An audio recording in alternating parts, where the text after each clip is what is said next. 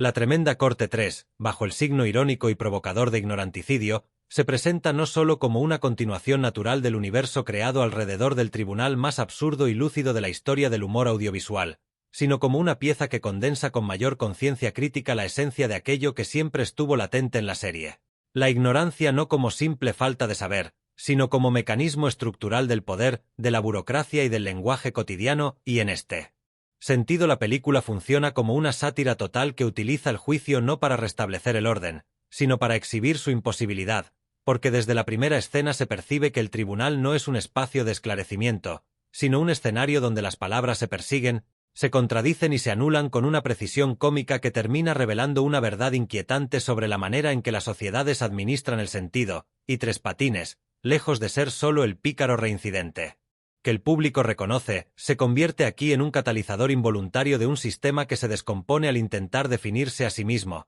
porque cada acusación que se le formula nace ya defectuosa, no por falta de pruebas, sino por exceso de lenguaje, y ese es uno de los grandes aciertos de ignoranticidio, mostrar que el problema no es la mentira consciente, sino la confusión institucionalizada, esa forma de ignorancia que se disfraza de formalidad y que, escena tras escena, va quedando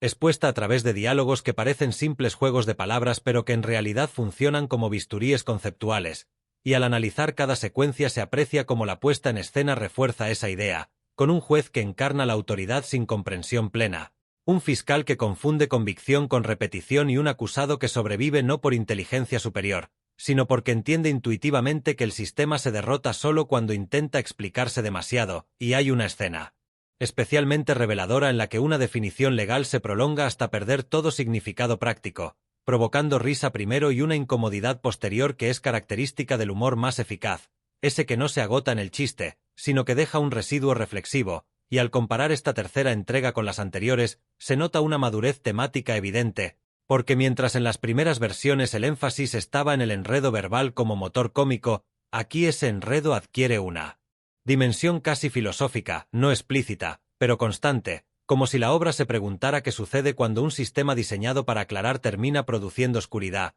y esa pregunta se despliega sin solemnidad, apoyada siempre en el ritmo ágil, en la precisión actoral y en una estructura que, aunque episódica, mantiene una coherencia interna notable, y desde una perspectiva personal, resulta imposible no recordar experiencias propias frente a trámites, juicios o simples discusiones burocráticas donde el lenguaje deja de servir para comunicar y se convierte en un obstáculo, y esa identificación es clave para entender por qué ignoranticidio funciona tan bien más allá de su contexto histórico, porque aunque el humor provenga de una tradición específica, su blanco es universal, la tendencia humana a proteger la ignorancia con fórmulas, sellos y discursos vacíos, y hay una secuencia particularmente significativa en la que una pregunta sencilla desencadena una cadena de aclaraciones cada vez más confusas, hasta que nadie recuerda cuál era el problema inicial, y esa escena resume el espíritu completo de la película, mostrando cómo el exceso de explicación puede ser tan dañino como la falta de ella, y en términos de actuación, destaca la capacidad del elenco para sostener ese equilibrio delicado entre el absurdo y la verosimilitud,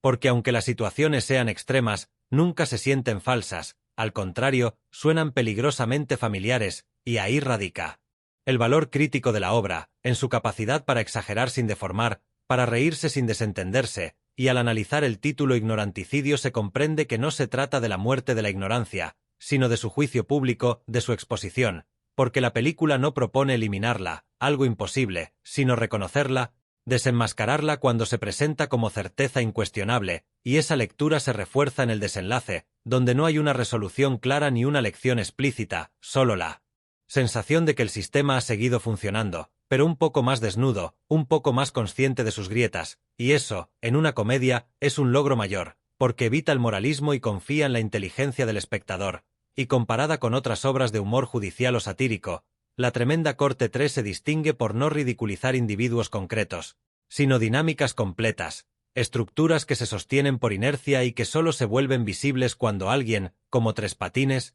introduce el error justo en el punto exacto, y desde la experiencia personal como espectador recurrente de este tipo de humor, Ignoranticidio se siente como una obra que no envejece, porque su blanco no es una época, sino una condición permanente, la dificultad de decir la verdad cuando el lenguaje ya ha sido colonizado por fórmulas, y esa es quizás la razón por la que, al terminar la película, la risa se mezcla con una reflexión incómoda, no porque el filme se vuelva serio, sino porque uno reconoce que ha sido testigo de algo más que una farsa, de una representación exagerada pero honesta de cómo muchas veces juzgamos, decidimos y hablamos sin comprender del todo, y en ese sentido Ignoranticidio no es solo un episodio más de la tremenda corte, sino una de sus expresiones más completas, una obra que demuestra que el humor, cuando es preciso y consciente, puede ser una de las herramientas más eficaces para señalar aquello que preferimos no ver, no por maldad, sino por comodidad, y que reírse de esa ignorancia compartida es quizás el primer paso para convivir con ella de una manera menos peligrosa y más humana.